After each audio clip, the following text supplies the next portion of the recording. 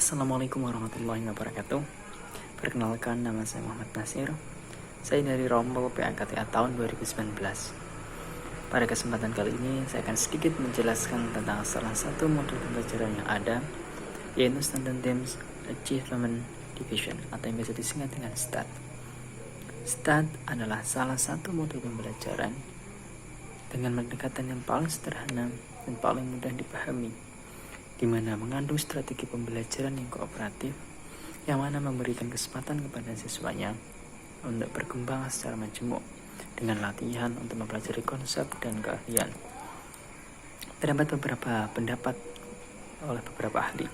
Salah satunya adalah dari Robert A. Slavin, mengatakan bahwa STAT merupakan variasi pembelajaran kooperatif yang memacu siswa agar saling mendorong dan membantu satu sama lain untuk menguasai keterampilan yang diajarkan oleh guru atau pengajar.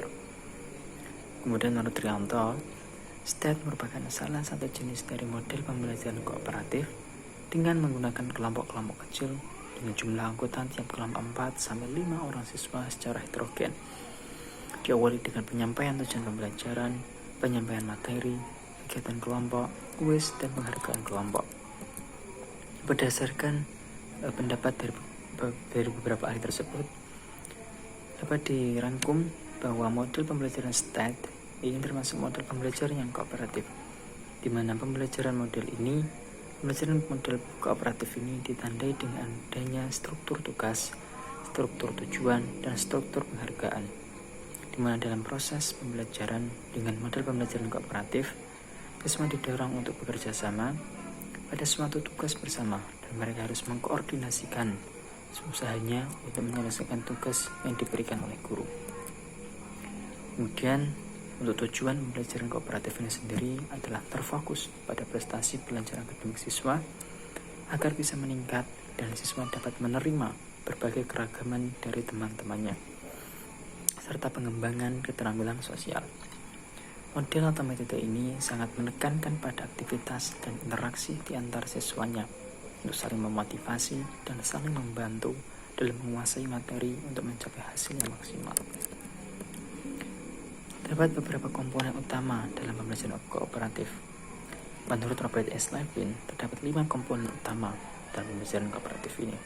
Yang pertama, penyajian kelas. Pengajar menyampaikan materi dilakukan secara klasikal dengan menggunakan presentasi verbal atau teks di depan kelas, di mana pada tahapan ini siswa diminta untuk memperhatikan dengan baik dan seksama tentang materi yang disampaikan oleh guru atau pengajar. Yang kedua, menetapkan siswa dan kelompok. Kelompok yang disusun terdiri dari 4-5 orang. Anggota dalam kelompok bersifat heterogen yang dibedakan berdasarkan pada jenis kelamin, kemampuan dalam hal akademik. Materi yang telah dijelaskan oleh pengajar selanjutnya didiskusikan oleh kelompok. Tujuannya untuk dicari pemecahan masalah yang dihadapi. Kemudian yang ketiga ada tes dan kuis. Tes dan kuis perlu diadakan untuk mengetahui sejauh mana pemahaman siswa terhadap materi yang telah disampaikan oleh pengajar atau guru. Kemudian dipecahkan dalam suasana kelompok dan tidak diperkenankan menyontek dari jawaban teman lain karena tersebut dimaksudkan untuk mengetahui pemahaman mereka masing-masing. Kemudian yang keempat, skor peningkatan individual. Peningkatan skor dimaksudkan agar siswa mau berusaha untuk memperoleh skor yang lebih baik dengan cara belajar yang lebih maksimal. Setiap siswa dapat memberikan atau menyumbangkan nilai yang diperoleh pada kelompok. Skor awal diberikan kepada siswa, kemudian skor-skor yang diperoleh dibandingkan dengan skor hasil dari kuis. Kemudian yang kelima ada pengakuan kelompok. Pengakuan kelompok dilakukan dengan memberikan penghargaan atas usaha yang telah dilakukan kelompok selama belajar. Penghargaan terhadap kelompok akan dapat diperoleh ketika telah mencapai nilai rata-rata. Artinya, apabila nilai rata-rata kelompok mampu mencapai kriteria, maka kelompok akan dapat memperoleh penghargaan. Dalam beberapa referensi, terdapat langkah atau sintak dalam menerapkan model Standard Theme Achievement Division ini atau STAT. Ada 7 langkah atau sintak. Yang pertama, guru menyampaikan materi pembelajaran atau permasalahan kepada siswa sesuai kompetensi dasar yang ingin dicapai. Yang kedua, guru memberikan tes atau kuis kepada setiap siswa secara individual sehingga akan diperoleh skor awal. Kemudian yang ketiga, guru membentuk beberapa kelompok. Setiap kelompok terdiri dari 4 atau 5 siswa dengan kemampuan yang berbeda-beda tentunya. Keempat, bahan materi yang telah dipersiapkan dan kelompok untuk mencapai kompetensi dasar. Pembelajaran kooperatif tipe STAT biasanya digunakan untuk penguatan pemahaman materi yang dimiliki oleh siswa. Yang kelima, guru memfasilitasi siswa dalam membuat rangkuman, mengarahkan, dan memberikan penegasan pada materi pembelajaran yang telah dipelajari. Guru memberikan tes atau kuis pada setiap siswa secara individual. Yang ketujuh, guru memberi penghargaan pada kelompok berdasarkan perolehan nilai peningkatan hasil belajar individual dari skor dasar ke skor kuis berikutnya.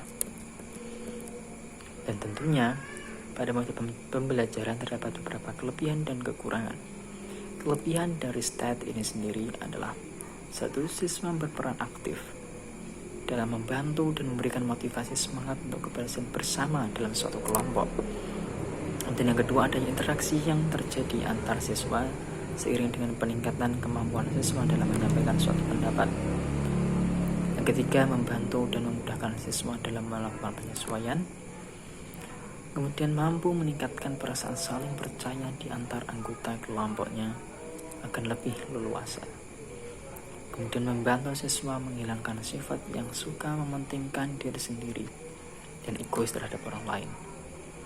Kemudian mampu meningkatkan kepekaan terhadap lingkungan sosial dan kesetiakawanan dalam lingkungan sosial, sehingga kelompok menjadi lebih berhasil untuk mencapai prestasi dan siswa dapat saling bekerja sama untuk mencapai tujuan kelompok dengan cara menjunjung tinggi norma-norma yang hidup dalam kelompok.